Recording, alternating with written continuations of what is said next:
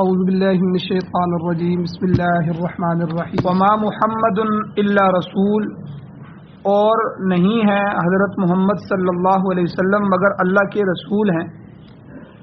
قد خلت من قبلہ الرسل، تحقیق گزر چکے ہیں ان سے پہلے بھی بہت سے رسول۔ افإن مات، کیا اگر وہ مر جائیں یا انتقال کر جائیں، او قتلا یا قتل کر دیے جائیں، شہید کر دیے جائیں، تو انقلبتم، کیا تم پھر جاؤ گے علی اعقابکم، الٹے پاؤں۔ ومن ينقلب علی عقبیہ، اور جو بھی اپنی ایڑیوں پر پھر گیا یعنی دین سے پھر گیا، تو فلن یضر اللہ شیئا، تو یہ بات یاد رکھیں، پس ہرگز وہ اللہ کا کچھ نقصان نہیں کر سکتا، اللہ کو وہ کوئی نقصان نہیں پہنچا سکتا۔ وَسَيَجْزِي اللَّهُ الشَّاكِرِينَ، اور اللہ تعالیٰ ان قریب شکر گزاروں کو، شکر کرنے والوں کو بہترین بدلہ دے گا۔ وَمَا كَانَ لِنَفْسٍ، اور اللہ کہتے ہیں نہیں ہے کسی جان کے لیے، ان تموت، یہ کہ وہ مر جائے، کوئی بھی اپنی مرضی سے خود نہیں مر سکتا، ہاں الا باذن اللہ، مگر اللہ کے حکم سے۔ اور کتابا مؤجلہ، یہ ایک مقرر کیا ہوا نوشتہ ہے، یعنی ایک کتاب میں لکھی ہوئی چیز ہے، اللہ نے لکھ دیا ہے کس نے کس وقت مرنا ہے اور کتنے سانس لینے ہیں۔ تو اللہ کہتے ہیں کسی نفس کے لیے یہ نہیں ہے ان تموتا، کہ وہ خود بخود مر جائے، الا باذن اللہ کتابا مؤجلہ، مگر اللہ کے حکم سے ہی ہر ایک بندے کی موت آتی ہے اور وہ کتاب میں لکھا ہوتا ہے۔ ومن یرد ثواب الدنیا نؤتہ منہا، اور جو آدمی دنیا کا ثواب چاہتا ہے، دنیا کا حصہ چاہتا ہے، تو نؤتہ منہا، ہم اس کو دیتے ہیں اس دنیا میں سے کچھ حصہ۔ لیکن جو ومن یرد ثواب الآخرۃ نؤتہ منہا، جو آخرت کا ارادہ کرتا ہے تو آخرت کا ثواب چاہتا ہے، نؤتہ منہا، ہم اس کو بھی اس میں سے دیتے ہیں۔ وسنجزی الشاکرین، اور ہم شکر ادا کرنے والوں کو عنقریب بدلہ دیں گے۔ سورہ آل عمران کی آیت نمبر 144 اور 145، یہ دو آیتیں آج کے درس میں تلاوت ہوئی ہیں، آپ نے ان کا ترجمہ سماعت فرمایا۔ سب سے پہلے ربط آیات ہے، ان آیتوں کا پچھلی آیتوں سے ربط کیا ہے، تعلق کیا ہے۔ چونکہ یہ جو کلام کا سلسلہ ہے، گفتگو کا سلسلہ ہے، یہ غزوہ احد کے متعلق چل رہا ہے، اور اس سے پہلے چند باتیں پچھلی آیات میں گزری ہیں۔ سب سے پہلے اللہ نے فرمایا کہ دشمن کے مقابلے میں سستی نہ دکھاؤ، ولا تہینوا ولا تحزنوا، اور کوئی تکلیف پہنچے تو اس پر غمگین نہ ہو جاؤ۔ اور آگے اللہ نے فرمایا وَأَنْتُمُ الْأَعْلَوْنَ إِن كُنتُم مُؤْمِنِينَ، اگر تم ایمان کے تقاضوں پر پورا اترو گے تو تمہیں غلبہ ہی حاصل ہوگا، اللہ تمہیں غالب فرمائیں گے۔ اور اللہ نے فرمایا کہ اگلی بات کہ تم احد میں جو تمہیں تکلیف پہنچی ہے اس پر تم رنجیدہ ہو، غمگین ہو، تو اس قسم کی تکلیف تو دشمنوں کو بھی پہنچ چکی ہے، یعنی غزوہ بدر میں ان کا کتنا نقصان ہوا ہے مشرکین مکہ۔ اور آگے اللہ نے فرمایا وَتِلْكَ الْأَيَّامُ نُدَاوِلُهَا بَيْنَ النَّاسِ، کہ ہم زمانے کے دنوں کو پھیر پھیر کر لاتے ہیں، کبھی کسی گروہ کا پلہ بھاری ہو جاتا ہے، کبھی کسی گروہ کا پلہ بھاری ہو جاتا ہے۔ تو اللہ تعالیٰ نے آگے فرمایا کہ یہ جو تمہیں اذیت پہنچی ہے، غزوہ احد کے اندر تکلیف پہنچی ہے، اس میں بھی ہم نے حکمتیں رکھی ہیں، بہت سی مصلحتیں ہیں اللہ کی طرف سے۔ سب سے پہلی 3 مصلحتیں اللہ نے یہاں پچھلی آیتوں میں بیان فرمائی۔ پہلی یہ کہ اللہ ممتاز کرنا چاہتا ہے ایمان والوں کو، تاکہ پتہ چل جائے ایمان والے کون ہیں۔ اور دوسری حکمت یہ تھی کہ اللہ بعد ایمان والوں کو شہادت کے رتبے پر فائز کرنا چاہتا ہے، اللہ انہیں شہادت کا درجہ دینا چاہتا ہے۔ یہ نہ سمجھو کہ اس میں کافروں کو بڑائی حاصل ہوتی ہے، اللہ ان سے ہرگز محبت نہیں کرتا، کافروں کو کامیاب ہو جانا یہ اللہ کے محبت کی دلیل نہیں ہے، بلکہ اللہ تعالیٰ جو ہے ایمان والوں کو شہادت نصیب کرنا چاہتا ہے۔ اور تیسری حکمت اللہ تعالیٰ نے یہ بیان فرمائی کہ آزمائش میں ڈال کر اللہ تعالیٰ اہل ایمان کو، ان کی جانوں کو اور ان کے نسلوں کو اللہ تعالیٰ پاک کرنا چاہتا ہے، اور وَيَمْحَقَ الْكَافِرِينَ، اللہ تعالیٰ کافروں کو مٹانا چاہتا ہے، وَلِيُمَحِّصَ اللَّهُ الَّذِينَ آمَنُوا، اور یہ اس وجہ سے ہوا تاکہ اللہ تعالیٰ ایمان والوں کو پاک کر دے، تزکیہ نفس ہو جائے، اور کافر جو ہے وہ مٹ جائیں. تو ایسی آزمائشوں کے ذریعے اللہ تعالیٰ نے جہاد اور صبر کرنے والوں کو اللہ تعالیٰ ظاہر کرنا چاہتا ہے. تم دشمن کے ساتھ ٹکر لینے کے لیے بےتاب تھے، اب اللہ نے موقع فراہم کیا ہے تو گھبرانے کی ضرورت نہیں ہے، ثابت قدمی سے تم مقابلے پر آ جاؤ، اللہ تعالیٰ تمہیں فتح نصیب فرمائیں. یہ تو پچھلی آیات کا خلاصہ میں نے بیان کیا ہے. اب آج کی جو آیتیں بیان ہوئی ہیں، اس آیت میں اس خاص واقعے کی طرف اشارہ ہے جو غزوہ احد میں پیش آیا.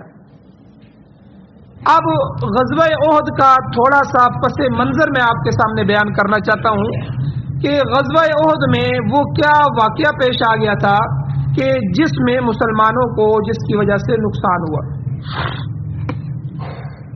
جنگ کی حکمت عملی جو تھی، چونکہ حضور کمانڈر تھے، جب کمانڈر جو ہے کسی جگہ کسی علاقے میں جنگ کرنا چاہتا ہے تو وہ اس علاقے کا نقشہ سامنے رکھتا ہے. آج بھی جنگوں کے یہ اصول ہیں، اس میں پہاڑ کتنے ہیں، اس میں کھائیاں کتنی ہیں، اس میں نالے کتنے ہیں، اور آج کل جو سب سے بڑا ہتھیار ہوتا ہے وہ شہروں کو ملانے کے لیے پل ہوتے ہیں. یہ جو مین روڈوں پہ پل ہوتے ہیں بڑے بڑے، جب ان پلوں کو توڑ دیا جائے تو شہر اکثر آپس میں کٹ جاتے ہیں، بڑے مسائل بن جاتے ہیں.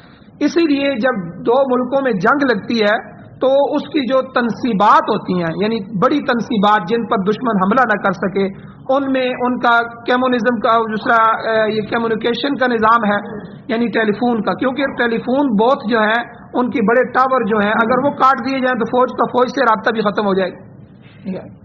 لہریں ختم ہو گئی تو فوج آپس سے کٹ جائے گی، معاملات کٹ جائیں گے، ایجنسیاں کٹ جائیں گی، ملک کے معاملات درم برم ہو جائیں گے. اس لیے ان تنصیبات پر بھی فوج کو کیا جاتا ہے. اور اسی طرح اور کئی تنصیبات ہیں، اسمبلیاں ہیں اور دوسرے معاملات ہیں. اسی طرح جو مین روڈوں پر بڑے پل آتے ہیں، ان بڑے پلوں پر اب یہ دیکھیں ہماری موٹر وے لاہور تک جا رہی ہے، لاہور اور موٹر وے میں ایک بڑا پل ہے جس کی کھائی جو ہے وہ بہت زیادہ نیچے کھائی ہے، اس کو وہاں سے لا کے اب وہ پل توڑ گئے تو گویا کہ اسلام آباد والے اور لاہور والوں کا رابطہ کٹ گیا. اب کوئی گاڑی آگے نہیں گزر سکے گی، نہ فوج آ سکے گی نہ جا سکے گی. تو اس طرح یہ اعلیٰ قسم کی تنصیبات ہوتی ہیں، ایٹمی تنصیبات ہیں یہ وہ. تو حضور نے غزوہ احد کو دیکھا جہاں جنگ لڑنی تھی، تو جس جگہ مسلمان کھڑے تھے تو مسلمانوں کی پچھلی سائڈ پہ پہاڑ تھے.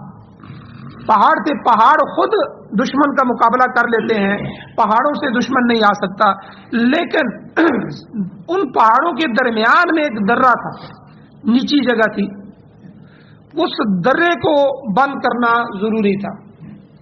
یہ جنگ کی حکمت عملی تھی، کیونکہ دشمن تو سامنے لڑ رہا ہے لیکن ہو سکتا ہے کچھ دشمن پیچھے سے بھی آ جائے. تو یہ جو احد پہاڑ پیچھے تھا، اس کے درمیان میں ایک درہ تھا. اللہ تعالیٰ سے دعا ہے اللہ ہم کو بھی آپ کو بھی لے کے جائے، ہم خود وہاں احد کے میدان میں جو شہداء کی قبریں ہیں ان کی زیارت کریں، خود اس پہاڑ کو خود دیکھیں، اس جنگ کا نقشہ سامنے آ جاتا ہے. تو حضور علیہ الصلوۃ والسلام نے غالباً 50 کے قریب یا اس سے زیادہ جو تیر انداز تھے ان کی ایک جماعت تیار کی، بڑے تیر انداز، ان کو اس پہاڑی درے پر مقرر کر دیا کہ یہ ہمارے پیچھے جو درہ ہے اور اس پر آپ چلے جائیں. اور حضور نے سختی سے حکم فرمایا. حضور نے کہا کہ دیکھو ہم نیچے میدان میں لڑ رہے ہوں گے، تم جہاد میں تو شریک ہو لیکن جنگ میں شریک نہیں ہوگے، تم پیچھے درے میں حفاظت سے بیٹھے رہنا. تمہارا کام یہ ہے کہ تم وہاں سے دشمن کو دیکھو، پیچھے دیکھو، تم نے درے پر ڈیوٹی دینی ہے، ہمیں فتح ہو جائے یا ہمیں شکست ہو جائے، نیچے میدان میں کچھ بھی ہو جائے، تم نے اس درے کو چھوڑنا نہیں ہے، وہاں سے تم نے ہلنا نہیں. حضور نے یہ حکم دے دیا. اسی طرح دوسرے صحابہ کو حکم دے دیا. اور اسی طرح میمنہ میسرہ یعنی دائیں لشکر بائیں لشکر اور درمیان مرکز ہوتا تھا. اس طرح 3 لشکر اس وقت 3 حصوں میں تقسیم کیے جاتے تھے، اور اس طرح دو بدو آمنے سامنے کی جنگیں ہوتی تھیں. یہ آج کی طرح دور سے گولیاں گولے بارود یہ چیزیں نہیں ہوتی تھیں. تو جو کچھ ہوتا تھا وہ آمنے سامنے میدان میں ہوتا تھا، تیر تلوار نیزے. اب حضور نے اس طرح دوسرے صحابہ کے بھی مقرر کیا اور ہدایات دے دی، لیکن اس درے والوں کو خصوصی ہدایات دی. اب لڑائی شروع ہو گئی. میدان میں لڑائی شروع ہو گئی.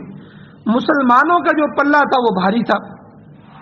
مسلمان لڑے اور بڑی بے جگری سے لڑے اور اللہ تعالیٰ نے فتح دے دی. دشمن بھاگ گیا. اب سامنے دشمن ہے, دشمن نے پیچھے بھاگنا ہے, پیچھے دشمن بھاگ رہا ہے, درہ پچھلی سائڈ پہ ہے. اب مسلمانوں میں سے دو حصے ہو گئے. کچھ مسلمانوں نے دشمن کا تعاقب کیا, پیچھے لگ گئے اور دشمن کو بھگایا. دور تک چھوڑ کے آنا ہوتا ہے تاکہ جو ہے دشمن کا وہ خطرہ ٹل جائے, تو وہ تعاقب میں لگ گئے. اور کچھ مسلمان بعض جو دوسرے تھے وہ مال غنیمت اکٹھا کرنے لگے. اب یہاں اس موقع پہ میں ایک بات آپ کو بتانا چاہتا ہوں. پچھلے دنوں بعض بدبخت جو ہیں روافض, وہ بھی صحابہ پر اعتراض کرتے ہیں. ہمارے وزیر اعظم نے بھی اعتراض کیا, اس کے منہ سے نکل گیا لا علمی اور جہالت کی وجہ سے, جب دین کا پتہ نہیں ہے تو تم کیوں دین کی باتیں کرتے.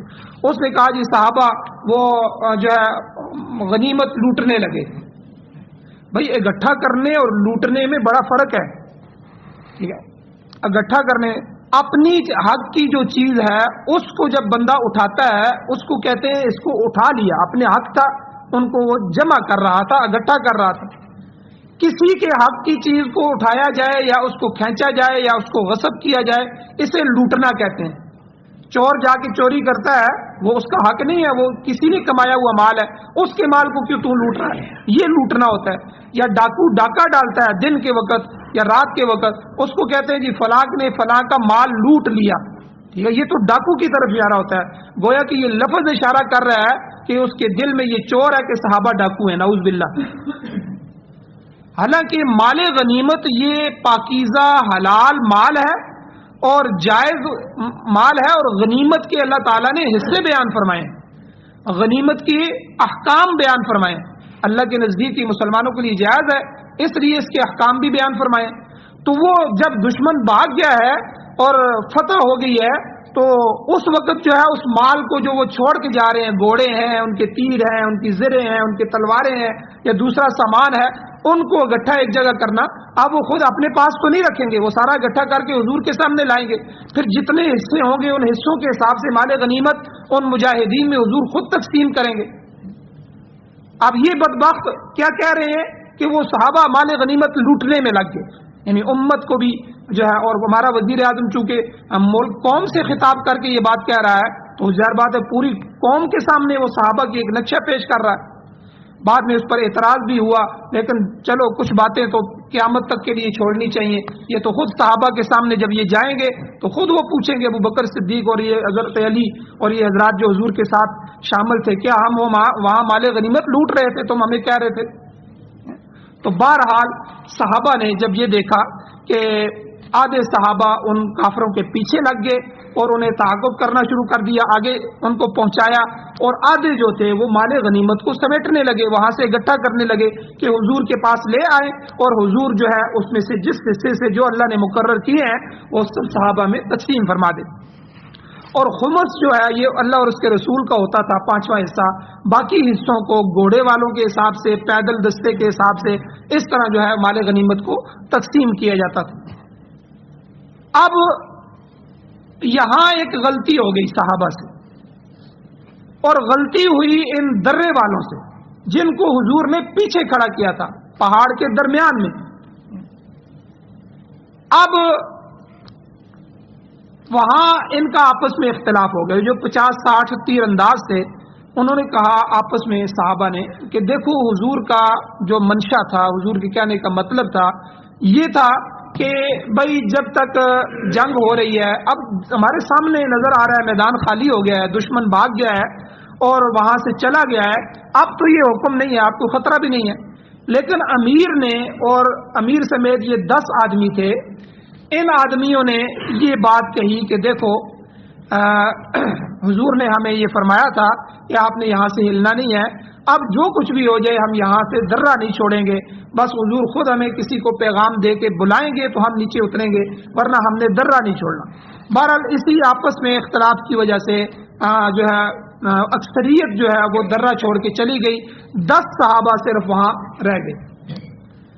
اب ہوا کیا, حضرت خالد بن ولید دشمن کی جو کمان تھی وہ حضرت خالد بن ولید کے ہاتھ میں تھی رضی اللہ تعالیٰ عنہ. بعد میں اللہ نے ان کو ایمان کی دولت نصیب فرمائی، لیکن غزوہ احد میں یہ کافروں کے ایک کمانڈر تھے اور ان کی طرف سے آئے تھے، اور کمانڈر تو یہ شروع سے تھے.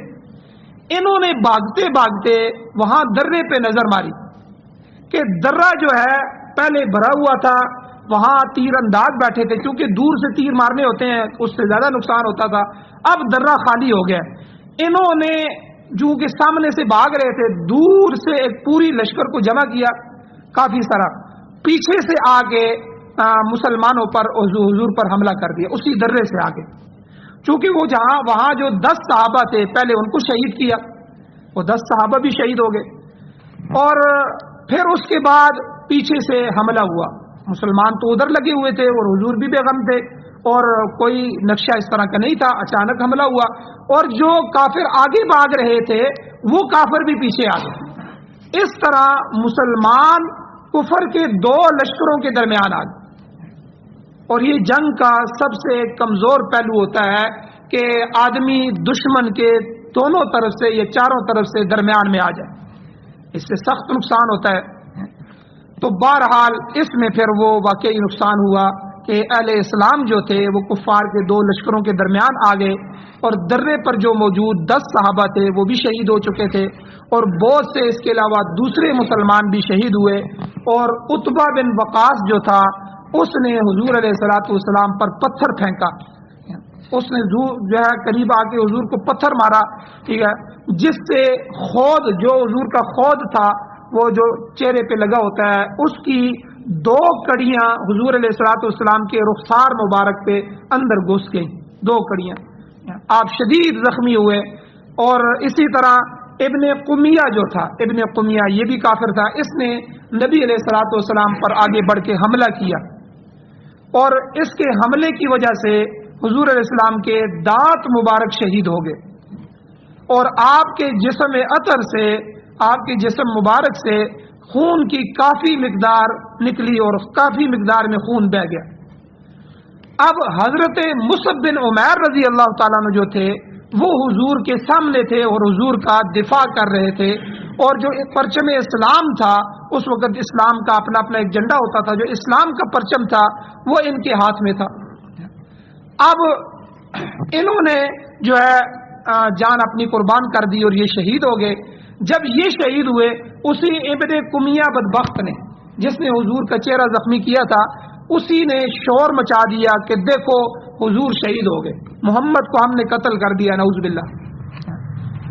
اب یہ خبر اتنی بڑی خبر تھی، کیونکہ مسلمان بکھرے ہوئے تھے، اچانک جنگ کی وجہ سے ان کے آواز باختہ ہو گئے تھے، تو مسلمانوں میں بددلی پھیل گئی. بہت سے مسلمان تھے، انہوں نے ہمت ہار دی اور بعد میں یہ تجویز کیا، یہ بھی تجویز پیش کی کہ بھائی عبداللہ ابن ابی کو کہتے ہیں، وہ ابو سفیان کو کہیں کہ ہمیں امان دے دیں، جنگ میں ہمیں امان دے دیں، ہمیں معاف کر دیں. لیکن بعض دوسرے جانصاروں نے کہا کہ دیکھو جب حضور ہم میں موجود ہی نہیں رہے تو ہمیں ہماری زندگیاں کس کام کی ہیں، ہمیں بھی دشمن کا مقابلہ کرنا چاہیے اور کرتے کرتے شہید ہونا چاہیے. حضرت انس بن مالک رضی اللہ تعالیٰ عنہ کے جو چچا تھے انس بن نضر رضی اللہ تعالیٰ عنہ، یہ بنی نجار میں سے تھے، اور یہ کہنے لگے کہ اگر محمد صلی اللہ علیہ وسلم شہید کر دیے گئے ہیں تو یاد رکھنا اے لوگو، رب محمد تو زندہ ہے، حضور کا رب تو زندہ ہے، اللہ تو زندہ ہے، ہمیں اللہ اور اس کے رسول کے بتائے ہوئے راستے پر اپنا سفر جاری رکھنا چاہیے. یہ کہہ کر انہوں نے دشمنوں پر حملہ کیا اور جام شہادت نوش فرمایا، وہ بھی شہید ہو گئے. تو بہرحال اس موقع پر پورے لشکر اسلام میں افراتفری پھیل گئی، سب لوگ ادھر ادھر بھاگنے لگے، اور صرف 17 یا 25 بعض روایات میں آتا ہے آدمی جو تھے وہ ثابت قدم تھے، اور ان میں سے حضرات ابو بکر صدیق رضی اللہ تعالیٰ عنہ، عمر رضی اللہ تعالیٰ عنہ، حضرت علی رضی اللہ تعالیٰ عنہ، طلحہ، ابو دجانہ، حضرت سعد وغیرہ وغیرہ، یہ چند صحابہ اکرام تھے جو حضور کے سامنے کھڑے تھے. تو اچانک یہ ہوا کہ ایک صحابی نے حضور علیہ الصلوۃ والسلام کو زخمی حالت میں پہچان لیا، کیونکہ جب اس نے وار کیا تو پیچھے ایک کھڈا تھا، حضور وہاں گر گئے، خود زخمی ہوئے اور وہاں پیچھے گر گئے، اور تقریباً بے ہوشی کی سی حالت ہو گئی تھی. اس لیے صحابی نے جب آگے دیکھا تو حضور تو زخمی تھے، خون میں لت پت تھے، تو حضور علیہ الصلوۃ والسلام کو پہچان لیا اور لوگوں کو آواز دی کہ اے اللہ کے نبی کے صحابہ، حضور تو زندہ ہیں، حضور ادھر موجود ہیں۔ اس بدبخت نے ویسے ہی افواہ پھیلا دی ہے تو حضور سلامت ہے۔ آپ علیہ الصلوۃ والسلام نے اس صحابہ کو کہا کہ صحابی کو کہ آواز آہستہ کرے۔ حضور نے حکم فرمایا آواز پست کرنے کا۔ پھر آپ علیہ السلام نے فرمایا اے اللہ کے بندو، تم کدھر جا رہے ہو، کدھر بھاگ رہے ہو؟ اور آپ علیہ الصلوۃ والسلام کے ارشاد پر سارے لوگ پھر اکٹھے ہو گئے اور انہوں نے دوبارہ دشمن کا مقابلہ کیا اور دوبارہ اپنے پاؤں پر کھڑے ہو گئے اور اللہ تعالیٰ نے ان کو فتح عطا فرمائی، دشمن بھاگ گیا۔ تو یہ جو واقعہ ہوا تھا، تو آج کی اس آیت میں حضور علیہ السلام کی شہادت کی یہ جو افواہ پھیلنے سے بددلی پیدا ہو گئی تھی، افراتفری پیدا ہو گئی تھی، اس آیت میں اسی کی طرف اشارہ ہے اور مسلمانوں کو تنبیہ کی جا رہی ہے کہ دیکھو اس قسم کے واقعات اگر پیدا ہو جائیں تو تمہیں بد دل نہیں ہونا چاہیے، بلکہ یہ ایک فطرتی عمل ہے جو ہمیشہ سے ہوتا جا رہا ہے۔ اس لیے اللہ نے فرمایا وما محمد الا رسول، کہ حضرت محمد صلی اللہ علیہ وسلم اللہ کے رسول ہی تو ہیں، وہ خدا تو نہیں ہے، حضور خدا تو نہیں ہے۔ یہ تو خدا کی صفت ہے کہ وہ خدا ازل سے ہے، ابد تک رہے گا، ہمیشہ سے ہے اللہ تعالیٰ اور ہمیشہ رہیں گے، یہ اللہ کی صفت ہے۔ اللہ کی ذات کے علاوہ کوئی ذات، کوئی ہستی ایسی نہیں ہے جو ہمیشہ سے رہی ہو اور ہمیشہ رہے گی۔ اگر حضور بحیثیت رسول یہاں آئے ہیں تو آزمائشیں بھی تو آ سکتی ہیں، اور یہ آزمائشیں کوئی حضور پر تو خالی نہیں آئی، اس سے پہلے بھی رسول گزر چکے ہیں۔ اللہ کے بہت سے رسول تبھی موت جو ہے وہ کے ذریعے اپنے رب کی بارگاہ میں پہنچے ہیں، اور ان میں سے بہت سے کافروں کے ہاتھوں شہید بھی ہوئے ہیں، بہت سے پیغمبروں کو شہید کیا گیا۔ لہذا رسول کی موت کے بعد مسلمانوں کا دین سے پلٹ جانا یہ ہرگز روا نہیں ہے، ہرگز جائز نہیں ہے۔ نبی اور رسول کی زندگی بھی ایک نہ ایک دن ختم ہونے والی ہے۔ اگر شہید نہیں ہوں گے تو حضور نے ویسے بھی تو جانا ہے دنیا سے، اس دنیا میں رہنے کے لیے تو نہیں آئے۔ مسلمانوں کو یہ سمجھایا وہ اللہ کے رسول ہی تو ہیں، اگر یہاں شہید نہیں ہوتے تو آخر ایک دن انہوں نے دنیا سے جانا ہے۔ تو تمہارا تعلق تو اس خدا کی ذات سے ہے جو ازلی ہے، ابدی ہے، حی قیوم ذات ہے، ہمیشہ رہنے والی ہے۔ لہذا کسی ایسی متوقع غیر متوقع صورت میں اہل ایمان کو بددل نہیں ہونا چاہیے۔ صحابہ اکرام رضوان اللہ تعالیٰ اجمعین کو حضور علیہ الصلوۃ والسلام کی ذات اقدس چونکہ اپنی جانوں سے زیادہ عزیز تھی، بعض اوقات ایسا ہو جاتا ہے کہ انسان اپنی جان دینے کے لیے تیار ہو جاتے ہیں، مگر اپنے جو پیر و مرشد ہوتے ہیں یا اپنے جو برگزیدہ ہستی ہوتی ہے یا اپنے والدین ہوتے ہیں یا جتنے جن سے ان کو پیار ہوتا ہے وہ بہت ہی زیادہ حساس ہوتے ہیں، لہذا ان کے تکلیف کے مقابلے میں اپنی جان کی بازی لگا دینا اس سے بھی گریز نہیں کرتے۔ تو اس لیے جو لوگ راسخ العقیدہ تھے، ثابت قدم تھے، ان میں کسی قسم کی بددلی پیدا نہیں ہوئی۔ وہ سمجھتے تھے کہ اگر حضور علیہ السلام ہم میں موجود نہیں بھی رہیں گے تو دین تو موجود ہے، جو دین دے کے گئے ہیں وہ دین تو تب بھی قائم رہے گا، اور اس دین کے لیے محنت اور کوشش کرنا یہ ہمارا اولین فریضہ ہے۔